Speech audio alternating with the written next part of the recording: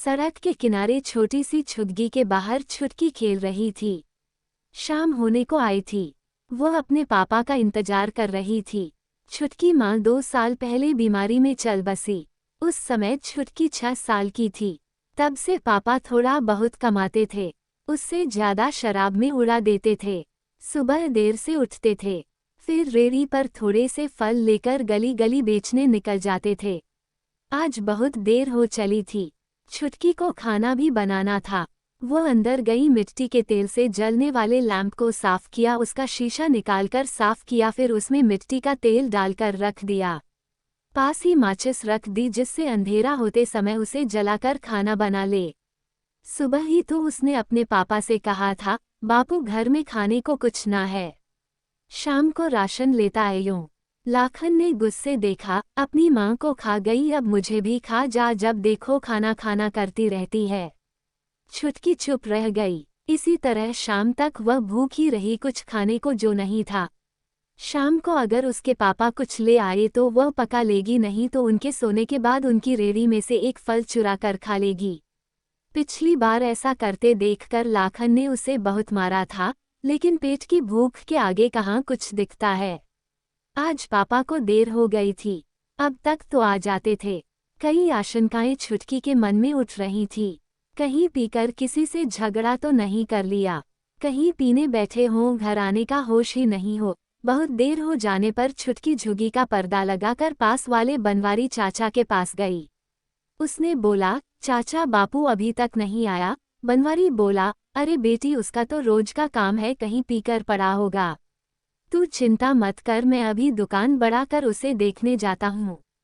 तू घर जा, ऐसे अंधेरे में अकेले मत घूम। बनवारी का एक छोटा सा पान का खोखा था। वह लाखन का बचपन का दोस्त था। कुछ देर बाद बनवारी चाचा दौड़ते हुए आए और बोले, छुटकी छुटकी। क्या हुआ चाचा, बापू कहाँ है? छुटकी ने जल्दी से पूछा। बनवारी चाचा ने जो बताया उसे सुनकर छुटकी के होश उड़ गए। उन्होंने बताया, बेटी, दोपहर को पुलिस वाले बाजार से सारी रेहड़ी उठाकर ले गए, जिसमें तेरे बापू की भी थी। 2 घंटे बाद तेरा बापू शराब पीकर थाने जाकर हंगामा करने लगा। दरोगा को गुस्सा आ गया, उसने उसे बंद कर दिया। ये सुनकर छुटकी रोने लगी। बनवारी चाचा ने कहा, बेटी एक काम कर, मेरे साथ मेरे घर चल, यहाँ अकेली कैसे रहेगी? वहीं चाची के पास सो जाना, हो सकता है कल तक तेरे बापू को छोड़ दें। छुटकी ने आंसू पोंछते हुए कहा, नहीं चाचा, मैं पुलिस चौकी जाती हूँ। पता नहीं पुलिस वाले बापू के साथ क्या सलूक करें। ये कहकर छुटकी तेरी से लैंप बुझाकर छुग्गी का पर्दा डालने लगी और फिर तेजी से पुलिस चौकी की ओर चल दी। बनवारी चाचा उस 8 साल की बच्ची को देखते रह गए। बच्चे कितनी जल्दी बड़े हो जाते हैं। तभी उन्होंने आवाज लगाई, रुक छुटकी, मैं भी आ रहा हूँ। लेकिन छुटकी ने कुछ नहीं सुना, वह तेज कदमों से पुलिस चौकी की ओर चल दी। बनवारी चाचा उसके पीछे पीछे तेजी से जा रहे थे। पुलिस चौकी पहुंचकर छुटकी ने देखा, बहुत से पुलिस वाले वर्दी पहने इधर से उधर जा रहे थे। तभी उसे पुलिस चौकी के गेट के पास कई रेहड़ियां दिखाई दी। उनमें से उसने देखा एक रेहड़ी उसके बापू की भी थी। वह तेजी से अंदर की ओर चल दी। चौकी के गेट के पास जाकर उसने देखा, सामने कुर्सी पर एक रौबीला थानेदार बैठा कुछ काम कर रहा था। उसे देखकर छुटकी डर गई। वो वहीं खड़ी रही, उसकी हिम्मत अंदर जाने की नहीं हो रही थी। तभी पीछे से बनवारी चाचा आ गए। वो उसके पास ही खड़े हो गए। वहीं से उन्होंने कहा, साहब ये लड़की बहुत गरीब है, इसकी माँ नहीं है, इसके बापू को छोड़ दीजिए। तभी एक हवलदार उनके पास आया और बोला, तू फिर आ गया, अभी थोड़ी देर पहले ही तो तुझे भगाया था। उस शराबी को छोड़ दे जिसने पूरा थाना सर पर उठा लिया था। भाग यहाँ से, नहीं तो तुझे भी अंदर कर दूंगा। बनवारी चाचा ने बेबस नजरों से छुटकी की ओर देखा और हवलदार के सामने हाथ जोड़कर पीछे हट गए। चौकी के गेट के बाहर खड़े होकर छुटकी का इंतजार करने लगे। थानेदार अपने काम में लगा था, जैसे उसने कुछ सुना ही नहीं। हवलदार वहां से चला गया। छुटकी की आंखों से आंसू बह रहे थे। उसे लाखन कहीं नजर नहीं आ रहा था।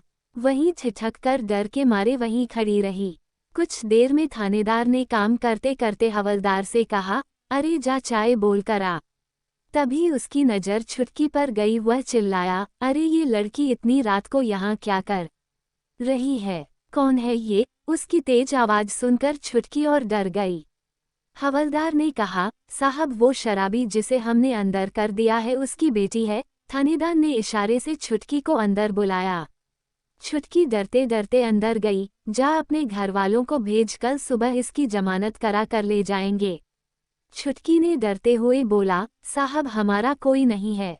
मेरी माँ मर गई, बस बापू और मैं ही नहर वाली सड़क के किनारे झुग्गी में रहते हैं। थानेदार ने झुझलाते हुए कहा, अरे कोई तो होगा, किसी बड़े को लेकर आ, रात हो गई, घर जा। छुटकी बोली, साहब मेरे बापू को छोड़ दो, उनके सिवा मेरा कोई नहीं है। कोई नहीं आएगा उन्हें छुड़ाने। लेकिन थानेदार को ये सब बातें समझ में कहाँ आने वाली थी। उसने अकड़ते हुए कहा, मैं सब जानता हूँ, ये ड्रामेबाजी। खुद घरवाले छुप जाते हैं और छोटे बच्चों को भेज देते हैं। चल भाग, किसी बड़े को बुला कर ला। छुटकी ने थानेदार के पैर पकड़ लिए। साहब हम पर रहम करो, कोई नहीं है हमारा। मैं अकेले झुग्गी में कैसे रहूंगी? मुझे भी बापू के पास रहने दो या उन्हें छोड़ दो। थानेदार ने उसे बाजू से पकड़कर धकेल दिया। मजबूत बाजुओं के जोर से वह दूर जा गिरी। छुटकी वहीं पड़े पड़े रोने लगी। वह थोड़ा सा उठी तो देखा उसकी कोहनी पर खरोंच लग गई जिससे खून की रेखाएं दिखने लगी थीं। वह इंस्पेक्टर साहब, वह छोटी सी बच्ची पर बहुत जोर आजमाइश हो रही है। अनजानी आवाज सुनकर थानेदार ने देखा। सामने निरुपमा जी, जो कि समाज सेविका हैं और एक NGO चलाती हैं, खड़ी होकर ताली बजा रही थीं। उन्हें देखकर थानेदार एकदम खड़ा हो गया। निरुपमा जी की पहुंच बहुत ऊपर तक थी। उन्होंने आगे बढ़कर छुटकी को उठाया, उसके कपड़े अपने हाथ से साफ किए, फिर उसके जख्म को देखा। उसके बाद उनके साथ आए 4-5 लोगों में से एक को उन्होंने छुटकी को संभालने के लिए कहा। उसके बाद निरुपमा जी थानेदार के सामने जाकर खड़ी हो गईं। हाँ तो इंस्पेक्टर साहब, किस बात की सजा मिल रही है इस बच्ची को? थानेदार थोड़ा सा सकपकाया। कुछ नहीं मैडम, वो इसे बहुत देर से कह रहा हूँ घर जा और किसी बड़े को भेज, लेकिन यह मान ही नहीं रही। इसके बाप ने शराब पीकर हंगामा किया है, इसलिए उसे अंदर कर दिया। निरुपमा जी बोली, मैंने सब सुन लिया। बाहर इसके पड़ोसी बनवारी चाचा खड़े हैं, वो ही मुझे यहाँ लाए हैं। ये बेचारी सच बोल रही है। इसकी माँ नहीं है, केवल इसका बाप है। इसके बाप को तो आपने शराब के लिए अंदर कर दिया, लेकिन बाकी रेड़ी वालों का क्या, जिनकी रेड़ी आपने थाने में लाकर खड़ी कर दी हैं? थानेदार बोला, हमें ऊपर से ऑर्डर थे, रास्ता खाली कराना था। निरुपमा जी ने कहा, जब आपके हवलदार इन गरीबों से उगाही करते हैं तब भी ऊपर से ऑर्डर लेते हो। पहले आप लोग रेड़ी लगने देते हो, बाद में हटा देते हो। एक रेड़ी से एक परिवार पलता है। जानते हैं आप, इस बच्ची के घर में आज चूल्हा नहीं जला। निरुपमा जी ने आगे कहा, चलिए दिखाइए क्या रिपोर्ट लिखी है इसके बाप के खिलाफ आपने। थानेदार गिड़गिड़ाते हुए बोला, नहीं मैडम, कोई केस नहीं बनाया, नहीं कहीं रिपोर्ट लिखी है। वो तो बस ऐसे ही सबक सिखाने के लिए बंद कर दिया है। निरुपमा जी बोली, पाटिल GSHO साहब को फोन लगाकर कहो यहाँ पहुँचे, मैंने बुलाया है। थानेदार बोला, मैडम उन्हें क्यों परेशान करती हैं, मैं अभी उसे छोड़ देता हूँ। हवलदार लाखन को ले आ। लाखन को थानेदार के सामने लाया गया। अब तक उसका नशा भी उतर चुका था। निरुपमा जी बोली, शर्म नहीं आती तुझे? देख इस बच्ची की हालत, भूखी प्यासी तुझे छुड़ाने के लिए थानेदार के पैरों में पड़ी थी। लाखन बोला, मैडम एक ही तो हमारी रोजी रोटी थी, उसे भी ये उठा लाए, आपको पता है। सारे फल भी इन्होंने फेंक दिए। निरुपमा जी बोली, शराब पीने के लिए तेरे पास पैसे हैं, इस भूखी बच्ची के लिए नहीं हैं। लाखन बोला, मैडम मुझे माफ कर दीजिए, आगे से ऐसा नहीं होगा। निरुपमा जी, हाँ तो इंस्पेक्टर साहब, इनका जो नुकसान हुआ है उसकी भरपाई कौन करेगा? थानेदार कोई जवाब न दे सका। निरुपमा जी ने कहा, सबका जब्त किया सामान वापस करो, लेकिन मैं आपको छोड़ूंगी नहीं, आगे आपको इसका जवाब देना होगा। ये कहकर वह छुटकी को लेकर थाने से बाहर आ गई। उन्होंने बाहर बेंच पर छुटकी को बिठा दिया, फिर अपने एक कार्यकर्ता को कुछ समझाया। निरुपमा जी छुटकी के बराबर बैठ गईं। बेटा स्कूल जाते हो? छुटकी ने नमे सर हिलाया। निरुपमा जी ने कहा, सुन लाखन, कल से छुटकी पढ़ने जाएगी, इसका सारा खर्चा हमारी संस्था उठाएगी। तुझे राशन दे रही हूँ और कुछ पैसे भी कल से ढंग से फल लाकर बेचना। मेरे कार्यकर्ता और मैं समय समय पर आते रहेंगे। तूने शराब पी तो तुझे अंदर करा दूंगी। तभी उनका कार्यकर्ता राशन और छुटकी के लिए खाना लाया। निरुपमा जी ने छुटकी को खाना खिलाया। उसके बाद लाखन और छुटकी राशन रेड़ी पर रखकर अपनी छुटकी की ओर चल दिए। बनवारी चाचा जो बाहर खड़े ये सब देख रहे थे, वो भी साथ में चल दिए। घर आकर लाखन ने कहा, बेटी मुझे माफ कर दे, आज के बाद कभी शराब नहीं पीऊंगा। तूने मेरे लिए बहुत कष्ट उठाया। छुटकी फूट फूट कर रोने लगी। उसका डर अब उसकी आंखों से बह रहा था।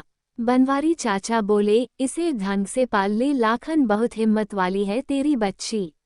अकेले थानेदार से भिड़ गई, मेरी हो सिट्टी पिटी गुम हो गई थी। लाखन ने छुटकी के आंसू पोंछे और उसे गले लगा लिया। अगले दिन से लाखन ढंग से काम करने लगा। इधर निरुपमा जी की मदद से छुटकी स्कूल जाने लगी।